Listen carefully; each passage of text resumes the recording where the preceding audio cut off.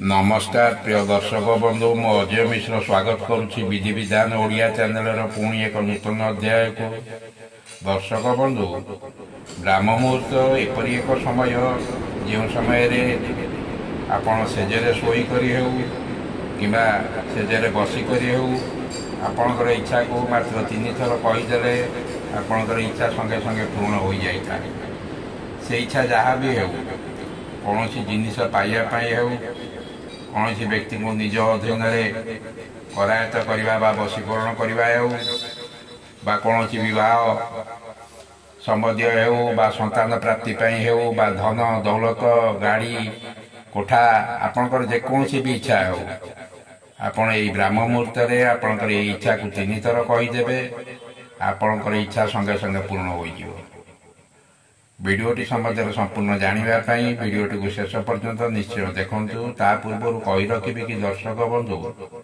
जदि आपण एपर्यंत भी चैनल टी को मोर सब्सक्राइब करना दयाकोरी चैनल टी को सब्सक्राइब कर दिंतु पाखे बेल आइकन को क्लिक कर दिंतु फल मैं अपलोड कर समस्त शिक्षणीय भिडियोर नोटिफिकेशन आपण सर्वप्रथमे पाइपर भिडियोटी भल लगे लाइक शेयर कमेंट निश्चय करेंगे। दर्शक बंधु प्रथम जानिबा ब्राह्म मुहूर्तर समय राति 3टा रु 5 घंटा पर्यंत ब्राह्म मुहूर्तर समय किंतु यार प्रकृत समय 3:36 रु आरंभ होता है एवं यह 5:30 रे शेष होता है। जो समय सूर्य उदय होता है तार 1.5 घंटा पूर्व ब्राह्म मुहूर्तर समय। दर्शक बंधु प्रत्येक व्यक्ति जीवन में निश्चय कौन ना कौन जिनिस कम रही है कहार चाकरीर आवश्यकता रही है क्या धन दौलतर आवश्यकता है क्या घर कहार गाड़ी कहार इच्छा सुंदरी स्त्री सुंदरी जीवन साथी यहीपरि भिन्न भिन्न व्यक्ति भिन्न भिन्न इच्छा रही है।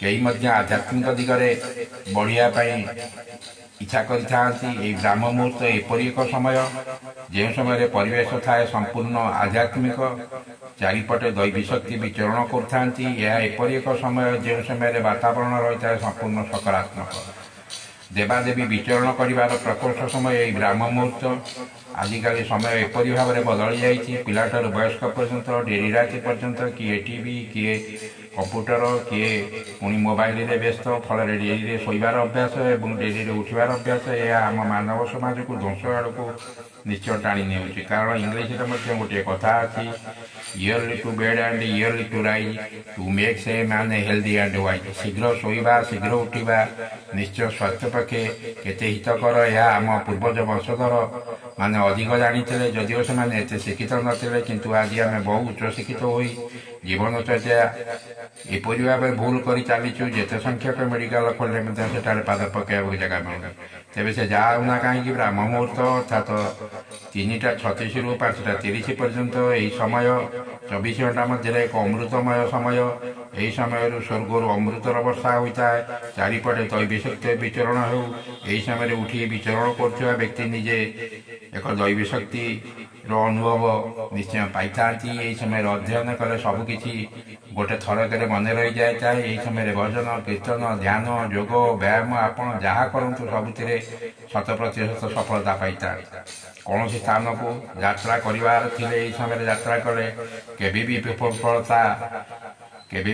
विफलता हो न था यही समय एभली एक दिव्य मुहूर्त माँ सरस्वती मध्य विद्यमान होता यही समय सारा वायुमंडल सकारात्मक ऊर्जा भरपूर थाए यही समय उठी यही समस्त ऊर्जा को ग्रहण करने द्वारा समस्त रोगर विनाश घटी है आपण शरीर मध्य सुस्थ सबल रही है। यह समय 3:36 रु 5:30 मध्य उठिक निजर सेज उपर शोई करी हो कि बसिक संपूर्ण जाग्रत रुहतु आपण से घरे हो पूजा घरे कि निजर छात उपरे एपरी गोटे स्थान बाछंतु सेठारे कौन से आसन उपर बसी धीरे धीरे निश्वास ग्रहण करूँ जोर रे निश्वास भीतर को नेबार आवश्यकता नहीं धीरे धीरे निश्वास शरीर मध्य को नेबे निश्वास हालुका भाव छाड़े देखिए आपण परम शांति अनुभव होगा लगे श्वास नेउतिबा एवं छाड़ुवा समय निजर नाक उपर कपाल को दृष्टि देउतिबे प्रभुंकर नाम को स्मरण करुथिबे किंबा निजर इष्टदेव को स्मरण करंतु एहीपरि 15 मिनिट जप कर चलतु 15 मिनिट जप कर सारा ଆପଣ ତାପରେ ନିଜର ଇଚ୍ଛାକୁ 3 ଥର କହିଦିଅନ୍ତୁ। କୌଣସି ରୋଗରେ ପୀଡ଼ିତ ଅଛନ୍ତି ନିଜର ସମ୍ମୁଖରେ ଗୋଟେ ଗ୍ଲାସରେ ପାଣି ରଖନ୍ତୁ। ଏହା ଉର୍ଜ୍ଜମଣ୍ଡଳ ଦ୍ୱାରା ଅଭିମନ୍ତ୍ରିତ ହୋଇଯାଇଥାଏ। ଏହି ଜଳକୁ ଗ୍ରହଣ କଲେ ସମସ୍ତ ପ୍ରକାର ରୋଗ ଭଲ ହୋଇଯାଇଥାଏ। ଆପଣ ଏହି ନାମ ଜପ କରୁଥିବା ସମୟରେ କୌଣସି ବିଧିବିଧାନ ନାହିଁ, କୌଣସି ପୂଜାପାଠ କରିବାର ଆବଶ୍ୟକତା ନାହିଁ, କୌଣସି ଧୂପ ଦୀପର ମଧ୍ୟ ଆବଶ୍ୟକତା ନାହିଁ।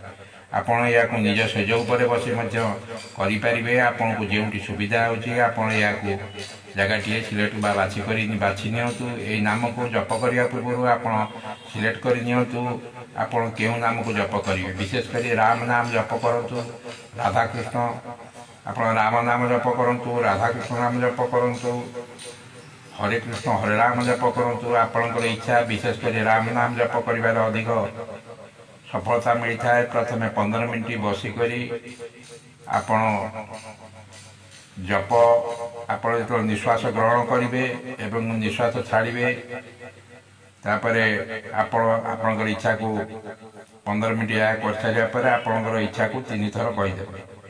ଆପଣଙ୍କର ଇଚ୍ଛା ସଙ୍ଗେ ସଙ୍ଗେ ପୂର୍ଣ୍ଣ ହୋଇଯାଇଥାଏ। ତେବେ ଏହି ଜପକୁ ଏପରି ଭାବରେ କରନ୍ତୁ ଯେପରିକି ଆପଣଙ୍କୁ ତୁରନ୍ତ ରେଜଲ୍ଟ ପାଇଯିବେ। ଆପଣ ଯେତେବେଳେ ନିଶ୍ୱାସ ନେଉଛନ୍ତି ସେତେବେଳେ ରାମ ରାମ କହି ନିଶ୍ୱାସ ନିଅନ୍ତୁ। ଯେତେ ଥର ଆପଣ କହିପାରିବେ, 4 ଥର ହେଉ, 6 ଥର ହେଉ, 8 ଥର ହେଉ, ଆପଣଙ୍କର ସକ୍ଷମ ଅନୁସାରେ। ଆପଣ ଯେତେବେଳେ ନିଶ୍ୱାସ ଛାଡ଼ୁଛନ୍ତି ରାମ ରାମ କହି ନିଶ୍ୱାସ ଛାଡ଼ନ୍ତୁ। ଏହିପରି 15 ମିନିଟ୍ 30 ମିନିଟ୍ ପର୍ଯ୍ୟନ୍ତ କରନ୍ତୁ। ଏହାଦ୍ୱାରା ଆପଣ ନିଜେ ହିଁ ଅନୁଭବ କରିପାରିବେ ଆପଣ ପରମାତ୍ମାଙ୍କ ସହିତ ଲୀନ ହୋଇଯାଉଛନ୍ତି।